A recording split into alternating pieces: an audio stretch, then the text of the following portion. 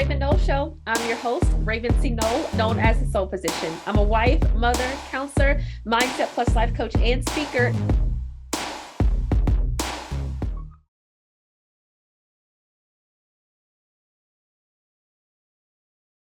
Hey, Shardae, how are you? Hey girl, hey, I'm good. How are you? I'm good. Thank you so much for joining me today. I am so excited to have you on the show. I am so excited to be here. Like when you reached out, I was like, oh yes, I went and I was like, this is my thing. I'm here for all of this. I've been able to kind of catch up on who you are and read, your bio and all that good stuff. But I want you to be able to tell the audience who you are. So give us a little bit of an introduction to you. Got you. Okay, so I'm Shardae. In case this is your first time meeting me, I live in Atlanta. I'm from Washington, D.C. I love God. I have a podcast called Save Girl Secrets. I really believe that truth and transparency is the key to transformation in your relationship with God. And I'm also a faithfluencer, so an influencer in the Christian and faith-based space online. And I am married. I'll be married for 2 years in December. Which is great. And I am in a leadership position at a very large ministry. So that's a bit about me. Awesome. So tell me, how did you get to the point of having an understanding or a foundation of truth and transparency is kind of the key to your relationship with God? I remember when I first moved to Atlanta, I literally moved here with almost like nothing. Like I moved here with what I could fit in my car. And I was working, didn't have like a good friend base yet. And I started really like deepening my relationship with God. And I remember in prayer one day, it was almost like God was kind of like, I can't help what you won't admit hurts. And the analogy that he gave me was like, if you walk into an emergency room in a hospital and you're sitting there and something's clearly wrong with you and the doctor's like, what's going on? What's wrong? What are you in for? And you're like, nothing. I'm fine. And God said, a lot of times when you come to me, that's how you're coming to me. You're coming to me like everything is fine, and it's not. And he was like, I am a gentleman. I can only help where you say like, this is where I'm at. This is what's going on. And so I realized that being honest with God is the first step to allowing him really heal you in the areas you need to be healed in. So you can be transformed and then go out and help heal others, because healed people heal people. So. Yeah, I love that. So for you specifically, what was the journey for you to kind of unravel that vulnerability with God? So I know that even though he's like, hey, if you come to a hospital, if something's wrong, you tell them nothing's wrong, they can't help you. But where did the inner strength come from to be vulnerable, to be open, to say, okay, something is hurting? Where does that come from for you? I think initially it came from not being able to be vulnerable with anybody else. Okay. I think that as women, we all go through things where you may be in a space where you're ashamed or you have guilt, or there are things going on within you where you don't feel like offloading on your friend, on your mom, on your spouse, on your significant other. And God is your only outlet. And I think for me, I got to the space of vulnerability by being put in situations where I didn't feel safe enough to be vulnerable with anybody else. I didn't feel like I can take this to somebody and they can see me in a way that won't change after I offload this. Yeah. And that ignited a vulnerability in me to be able to go to God and say, God, I know you know. So there's nothing I can tell you that is going to shock you about me. So let me talk to you about this. And I think that in practicing that in those scenarios and situations, I've gotten to a space now where, I have a spouse who I can offload on if I need to and be vulnerable with if I need to, but God is the first person. Yeah. He's the first person that I can go to and say, God, I feel like this, Lord, I'm looking at this person and I feel a spirit of comparison. Help me, show me where to go to combat what I am feeling. So. Right. Yeah, that's so good. I think that it's important that we learn those foundational truths before we even walk into any type of leadership position. So for you specifically, do you agree that that's something, vulnerability, transparency, and truth, is that a lesson, something that we need to unravel and work through ground level work before you step into more of an influential role or more of a leadership role? What's your perspective on that? Absolutely. I think that no one's perfect in a leadership role. No one's ever going to be perfect. But I think that if you're not in a space where you can take accountability or have a self-awareness, it's very difficult for you to lead from that space. And Yeah. I think, in learning and having that relationship with God and allowing yourself to be vulnerable with him, it gives God an opportunity to show you yourself. I feel like a lot of times during my prayers, I don't know about you, but I know for me, I go to God about somebody else and he'll be like, well, let me tell you about yourself. Right. And I think that's needed in a space of being influential. You need to have a self-awareness. You need to have a relationship with God where God can tell you you're being selfish, where God can tell you that you're being mean, you're being rude, you're being nasty. And God can show you that you're not extending grace, you're not extending mercy, you're not giving a person, you're not seeing a person the way that God sees them. And in order to get to that space and influence, I feel like you need to have gone through that process with God and be in that space. So absolutely. I love that, because it's basically like, you go to prayer and you're trying to shine the light on everybody else. But God's like, wait a minute, let me turn this little mirror on you and let you know what you got to work through. Absolutely. God is like, now let's talk about you. I know you came here to talk about somebody else, but let's talk about you in this situation. That is absolutely the truth. I love that. So I think just, in general, women have a hard time being able to just be vulnerable. I think that, like you said, there's, when you don't have those safe spaces, when you don't have those connections where you can say, hey, here's my scars. Do you still accept me? How does a person who is not necessarily having those connections or have that community, how they open up enough to be able to say, I need my life staffed with, women who support me, especially as I'm journeying in purpose and I'm journeying in my destiny, I'm trying to move forward. Wow, I love that question. I love that so much. I feel like opening up, and I want to make sure that I'm answering your question right. Like, I feel like opening up yourself to the possibility and the potential of, I love the words that you staffing your circle or staffing your life with a community of women. I think that step one for me was definitely going to God and saying, I don't have that. Yeah.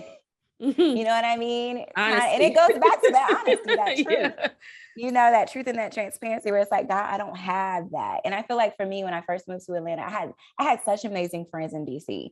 And when I say amazing, I mean like drop everything and run if you need it, type of friends. And I think when you move states and stuff like that, it becomes difficult. And I remember asking God, like, Lord, I need some friends. And I need friends that are here. Like, I need the standard to be where I was at, Right. And I think step one is opening up yourself and saying, God, this is something that I desire. But I also think it takes a level of, the word says, show yourself to be friendly if you want a friend. You know what I mean? And I think that sometimes we walk around with walls up. We walk around acting like we don't need anyone, not wanting to accept help, not wanting to accept community. And so I think definitely that space of opening it up and staffing your life looks like going to God and admitting this is what you want and this is what you need, and allowing God to bring those people into your life, showing yourself to be friendly, but then also having a mindset where you can let your walls down and let people in to build that community. Yeah. So if you feel like, if you were where you are currently and you were void of community completely, what would that do to you as a leader or a person of influence? Like, how would that feel or that void be? I can't even imagine.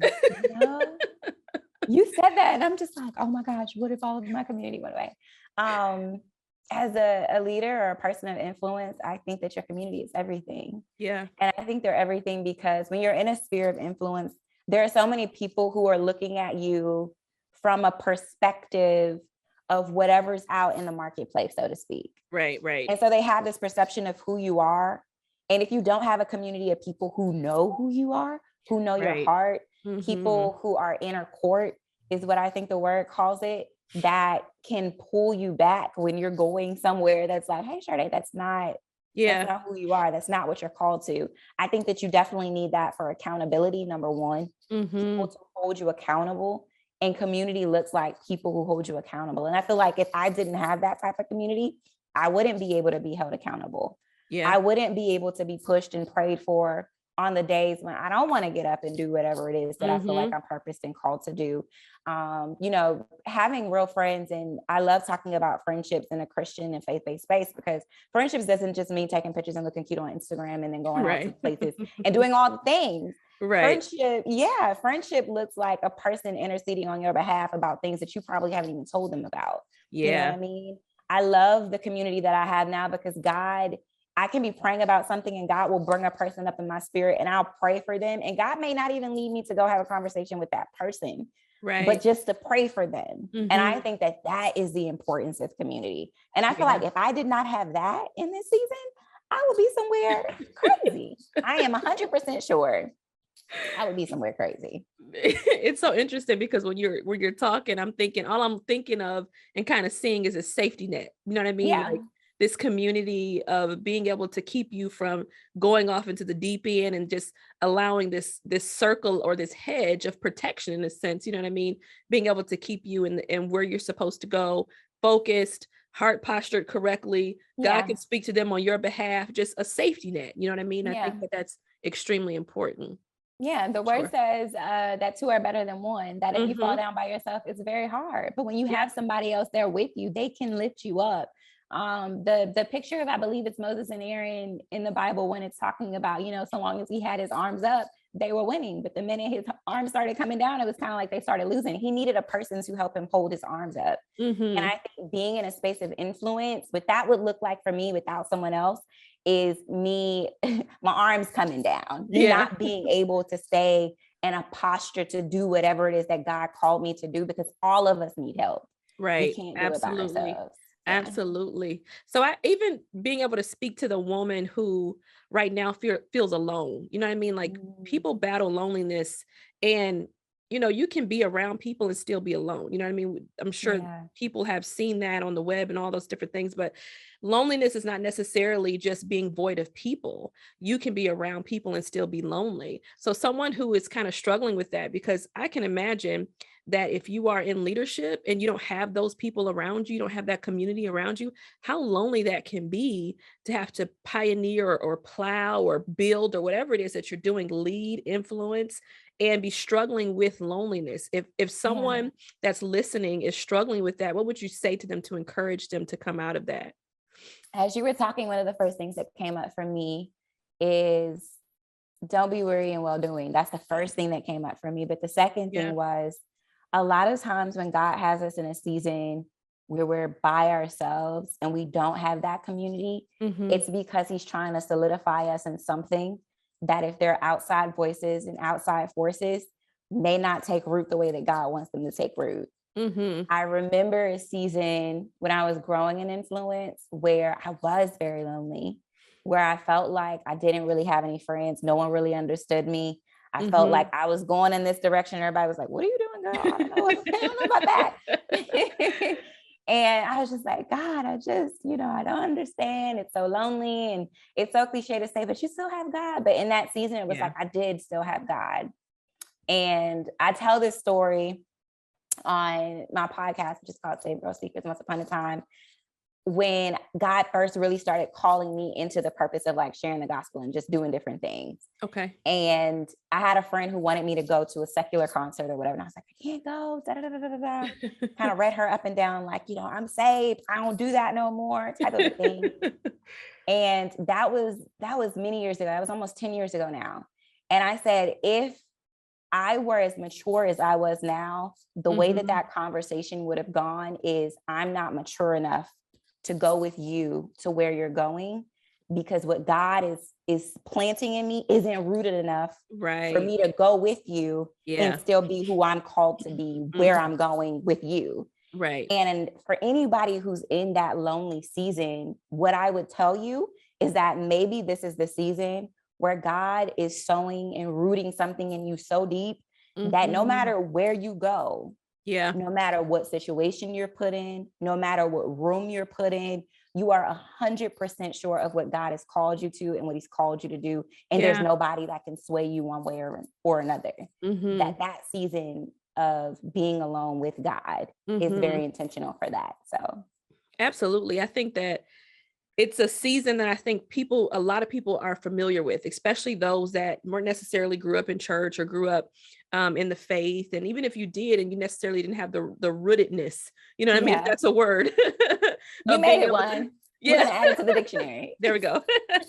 The foundation of just your faith-based principles are not there. And God calls you into a lifestyle of sanctification, or a lifestyle of transformation, or a lifestyle, where he's calling you to go deeper with him. And I think it's that crossroads season where it's like, Yeah. okay, God, I want to be able to follow after you, and I want to pursue you, and I want all these things that you have for me and you're calling for me. But then you have this lifestyle that you lived prior to Yes. walking into, this new level of faith. And That part. it's like, oh my God, it's a tug of war. So for you, and, kind of sharing your story, what was that journey like for you to be able to make those hard decisions to say, you know what, I have to follow God, have to follow my conviction, and have to move forward with what I know I need to do? My journey was really interesting. I feel like God took me through a season of disconnecting from certain people and certain things. One of those things was my job. I worked in entertainment for a long time. I remember being a kid and I wanted to be on the radio. That was like my dream. Like, I want to be on the radio. And literally, like in college, started working for Radio One, their corporate headquarters. And from there, I started, contracting literally in college. I graduated, I already had a job there. And so I was in entertainment very young, very young. I'm talking 18 in the clubs, just entertainment. And I loved it. I'm not going to lie to you. Absolutely adored it. I loved concerts. I loved traveling. I loved, meeting people and all of those things. And when God began to call me in a different direction, I initially said, absolutely not. No. Kicked and screamed, no. Jesus, why would I do that? I'm doing exactly what I said I wanted to do from the time I was a kid. I'm living my dream. No, God. No. Right. I wish, and I wonder sometimes if there are people who God calls and they're like, yes, absolutely. Ooh, I don't know. Because most of the women I know, they go kicking and screaming. So right. I went kicking and screaming. But before I went kicking and screaming, I feel like God began to just disconnect relationships. He began to change my desires. Yeah. He began to put me in spaces where it's like I was uncomfortable. And I was just like, things that once felt good just did not feel good anymore. Yeah. Yeah. And then he moved me to an entirely different city. And he called me to do that. And for that, I was like, I came so quickly that I couldn't even kick and scream because it happened so quickly. And he began just rooting things in me. And that was that season of being alone. But during that journey, I lost a lot of friends. Yeah. I lost a lot of contacts and people that I networked with and all of those different things. And the awesome part about it is, once God had rooted, what was the word that we put in the dictionary? Rootedness. when my rootedness was done, the amazing thing about God is those friends and those relationships and those connections came back. Yeah. And they accepted who I was in this new season. And it was a beautiful thing. So that's beautiful. I know that, for some people, it can be a little difficult to be able to merge, but when you, it says something and it speaks to something regarding obedience, because sometimes we don't always know what's on the other side of obeying God. And so we think that there's going to be such a great loss of things because what God may be calling us into. But then if we just obey him, we realize that he took us through, this path or this journey of self-discovery and transformation. But at the end of it, once you're strong enough, I can give you some things back. You know what I mean? Like, and sometimes we don't even realize that the reward of all of this, you're going to get what you've been asking for, you've been getting what you've been praying for, but you just don't see it yet. And so, and it may look different. I think that's the awesome thing about God is you're telling God like, no, you can't take this because what, and God is like, what I want to do for you so much bigger than this, than what you think I'm taking away. And I'm not taking it away, so. Absolutely. Well, this brings me to my last question that I ask all my guests on this podcast. And for you, or from your perspective, or just your life journey, what would you say is the cost of relevancy and influence? You and these questions, where'd you get these questions? Oh my goodness. The cost of relevancy and influence. Can I answer them separately? Is that Yes, okay? yes. Okay. I think the cost of relevancy, and I guess when I hear the word relevancy, what I think is like timeliness, is being in season, is being on track with what's supposed to be happening right now. I think that sometimes the cost of that in a influence space is scrutiny, honestly. I think that sometimes when you're relevant, and meaning like you're hitting the nail on the head, and you're the person who's timely with it, a lot of times you're ahead of the curve. Yeah. And so when you're ahead of the curve, people don't love that so much. Yeah. I think that sometimes people are threatened by people who are relevant Yeah. because it makes you feel like you may not be relevant. Right. And Right. so I think that is the cost of that. Yeah. And then what was the other one that you asked me? The cost of relevancy and influence. And influence. And I also think that the cost of influence is accountability. I think that for me, holding myself accountable into a standard that the way in which I'm influencing is in alignment with my values and my morals and the standards behind what I feel I'm purposed to do. And I think that sometimes when you have a space of influence, it requires you to be accountable to what you're saying, to be accountable to the people who are taking the things that you say at face value, that Right. you in your mind may not think you owe somebody something, but in a weird sort of way you do. You owe them an accountability for what it is that you are putting out into the atmosphere. Yeah, sure. Absolutely. That was great. Thank you so much, Shardae. Of course. Thank you for having me. Absolutely.